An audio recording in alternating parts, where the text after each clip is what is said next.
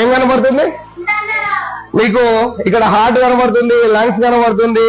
ఇక్కడ అసలు ఆ ఐడియా ఎట్లొచ్చింది పిల్లలకి సైన్స్ ని ఇట్లా కూడా చెప్పొచ్చు అని? హార్ట్ ఎక్కడ ఉంటదా అంటే ఇటు ఉంటదా ఇటు ఉంటదా కన్ఫ్యూజ్ లో ఉంటారు పిల్లలు. వినాయక చవితి గాని దేవి నవరాత్రులప్పుడు వాళ్ళ ఫోటోలతోటి గాని టీ షర్ట్స్ వేస్తున్నారు. సో నా పిల్లలకి ఇది యూస్ అవుతదేమో ఒక 4 టీ షర్ట్స్, జస్ట్ ఈ 4 టీ షర్ట్స్ తీసుకున్నాను మేడం. ఇక వాడు లైఫ్ లో మర్చిపోడు మేడం. ఎక్కడైతే పొలాలలో వాళ్ళు దాక్కోవడానికి వెళ్ళి చేలాల్లో ఉంటే అక్కడికి వెళ్ళి క్లాసెస్. ఎందుకంటే ఇప్పుడు పంటలు అనే పాఠం ఉంది మేడం, కన్వీనియంట్ దానికి. అక్కడికి వెళ్ళి ప్రత్యక్షంగా చూస్తే ఇంకా బాగా నేర్చుకుంటాడు. 4th క్లాస్ లో తెలంగాణ మ్యాప్ గురించి ఉంది, 3rd క్లాస్ లో విలేజ్ మ్యాప్ ఉంది. ఈ క్రమంలో ఇంకా ఈజీ చేయగలుగుతాం ఇండియా మ్యాప్ మేడం. సో ఇక్కడ అరుణాచల్ ప్రదేశ్ నుంచి ఒక కలర్ కోడ్ కనబడుతుంది ఢిల్లీ దాకా, తమిళనాడు నుంచి ఒక కలర్ కోడ్ కనబడుతుంది ఢిల్లీ దాకా. సో అక్కడ ఈ 4 కూర్చొని ఆడుతున్న క్రమంలో వాళ్ళు ఢిల్లీని చేరాలి అష్టాచెమ్మ ద్వారా, డైస్ వేసుకుంటూ లేదా అష్టాచెమ్మ ఆడుకుంటూ. మంచిర్యాల డిస్ట్రిక్ట్ సంబంధించిన మ్యాప్. తర్వాత మొత్తం మండలాలు ఉన్నాయి, ఇలా మండలాలు ఉన్నాయి మేడం. ఇందులో ముగ్గురు ప్లేయర్లు ఆడుకుంటారు. ఇక్కడ జన్నారంలో ఒకరు స్టార్ట్ అవుతారు, వేమనపల్లిలో ఒకరు, భీమినిలో ఒకరు స్టార్ట్ అవుతారు. వీళ్ళంతా కూడా మంచిర్యాల హెడ్ క్వార్టర్ రావాలి.